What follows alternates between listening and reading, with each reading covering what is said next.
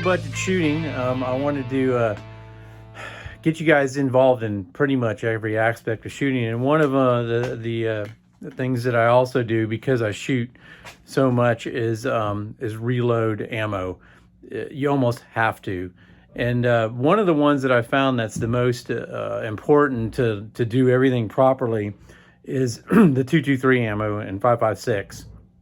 And so I want to show you, I'm not going to go into great depth on reloading, but I want to show you what I've acquired over the years to reload. So let me show you some of the equipment. This is my reloading area. I'm getting ready to do these 223 right now, but all this stuff I picked up. People are going to tell you, you're going to hear about, Dillon and all of that, and trust me, I would kill for a Dillon press, but I don't have $1,500 to buy a whole entire Dillon press with everything you need for every single round that I got. So over the years, I started reloading back in 1994 when I started shooting, and a friend of mine turned me onto these Lee 1000s. I was picking these up on eBay for like $50 back then, and complete, like, people were just getting out of it. And so you'll find, you'll get one, but then it's a pain. It's not a pain, but you got to keep changing over all the time whatever rounds you do. So I keep this one set up for 9mm because I shoot a lot. This one I got set up for 44 Magnum, and then this one I got to change around to whatever I want. And I've used all of them. I've got the auto powder measure, which is kind of cool. You just screw this thing in and it meters the powder. And then these use these discs, and these discs all have different sizes, holes in them for the different powders that you want to use to get the weight that you need. And definitely get one of these scales, because you've got to double check everything you do so you don't get double powder loads and things like that. This one right here, this is a one at a time press, and you've got to change out the dies on it. And I picked this one up in an auction for $50 not too long ago, and I got another one too that I picked up for $45. A whole kit will cost you like 200 and something. I use this for my big rifle loads, like 308, 300 Win Mag, because you're not shooting a lot of those. I mean, you might, but I don't. And then obviously you want a progressive when you're doing your 45 caliber, 40 caliber, and all the other ones. So this stuff's important. But what I wanted to get on is the 223. The 223 cartridge is super temperamental with the AR-15. Everything's got to be perfect. And what I just picked up, because I used to, when I first got into it, I didn't realize how critical it was. So I picked up one of these Lyman case trimmers, and I used this. And there's a video out there by another reloader who, forgive me, but I watch his videos. He's got all kinds of equipment for it. But this thing works great. You just push it in and you get it to the length that you need.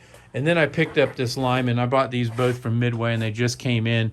And the 223, some of them, if you're buying the brass, the military brass, it's got a crimp on it, and it makes it impossible for the primer to go in. And so this thing's got a tool on it where you put it on here.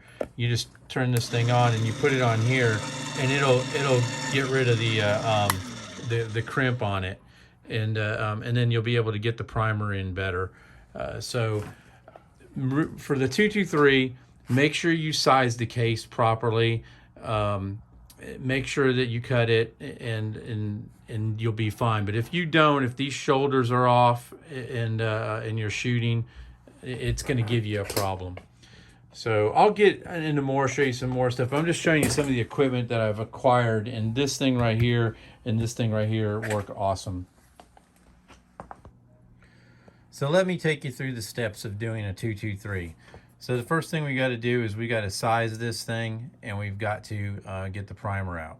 So what you got to do is always use some case lube, because if you don't put some case lube on here and you go and put this up in the sizing die that's in here, I'm going to tell you it's going to stick. So what you just basically do is just rub this thing around on here. That's what I do. And then you put it in the it's hard to do with the camera in my hand. Put this in here, and then you pull the lever down until it goes up. It pushes the primer out, and the primer goes down in that little thing right there. You take this case down, and you slide it up. Now you can put a primer in here and re-prime it right away. When you push this down, this will come all the way down, and then I'll push up and it'll load a new primer into the back of it. But this case needs some more prep before we do that. So what you want to do is you got to get some reloading books. I've got a bunch of them. You want to get a bunch of them because they have all different powders in them and all kinds of different information. But when you get the Lee reloading dies, they come with this, and I love this as a quick reference. So you want your trim length on the 223 to be 1.76. So that's how it'll sit in your chamber of your gun. And so you don't want it to be too much shorter than that. I believe you're supposed to be within 10%. Under, don't go over, and that's what we're shooting for. So you want to get a micrometer, a vernier caliper, and let's just see what this shell is before I even resize it. So before we resize it, it is... So it's at 1.76 right now, which is too much. So I've already set this up, the trimming tool, to get it to the size that I want. So we're over right now. So basically you just turn this on the switch, and you can adjust the length of it by this. It moves in 1/1000th of an inch.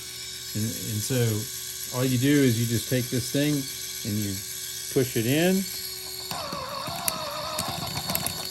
until it trims it all off, and then we're going to go ahead and remeasure it again,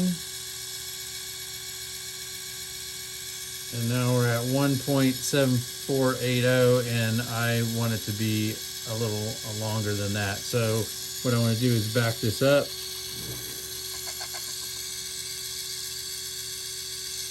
and then we're going to have to get another shell and do another one. So the next step is I want to get the primer pocket set up. And as I said earlier, it had a crimp that was in here. So what we do is we turn this on, and you put this on here, and this little reaming tool right here takes off the primer crimp on it, so it makes it easier for a primer to go in. Military brass is crimped a lot if you get it, and I'm telling you, if you don't have this tool, and I didn't for years, you'll ruin primers. It won't be able to shove them in there. Next, this tool right here cleans out the bottom of the pocket, and makes it all nice and shiny in there. And then the next tool right here cuts the depth of the primer. I can tell you that this has never really done any cutting for me, but I always double check them and put them in there. And then you want to chamfer the end of this to make it easier for the bullet to go in. So you just put it on here for a little bit, and it'll shave that off. Now, if you had a lip that was on here from the sizing process, this tool right here, you just push it down on and it'll take it off. And then there's a little brush on the side of it here that you can put in here to clean the neck out. And so now you've got a nice clean primer pocket. You got this chamfered on the end. It's sized properly. We're ready to put a primer in it and put some gunpowder in it.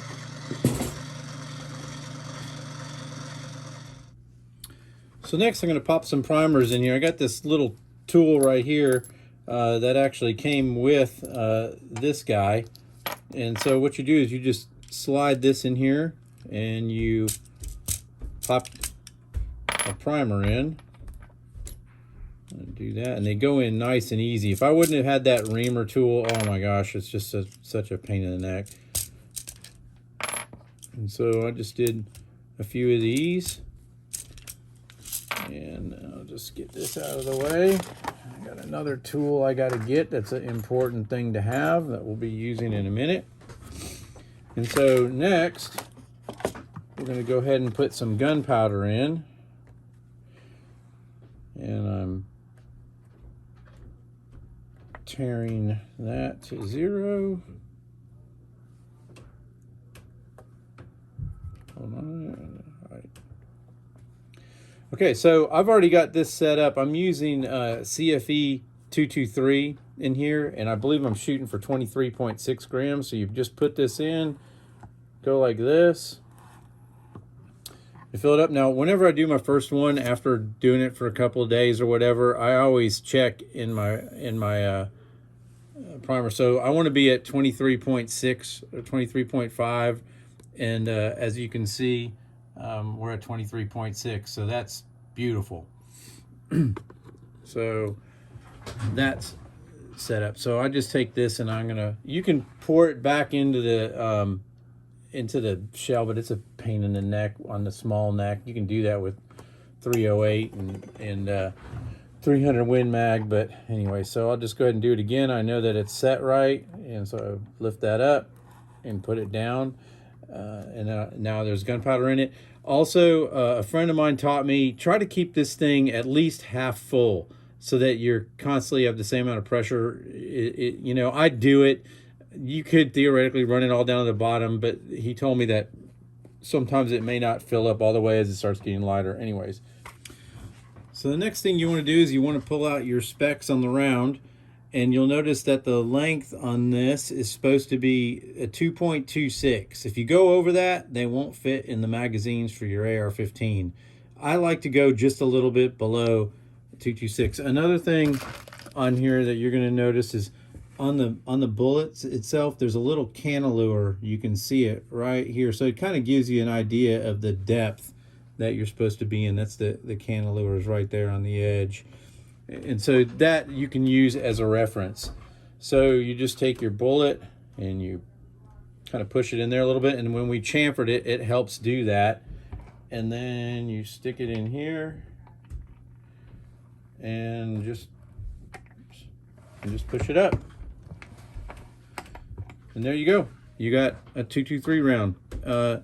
And then we'll measure it. And once again, you got to measure it. There's two things you want to check. So I'm going on here,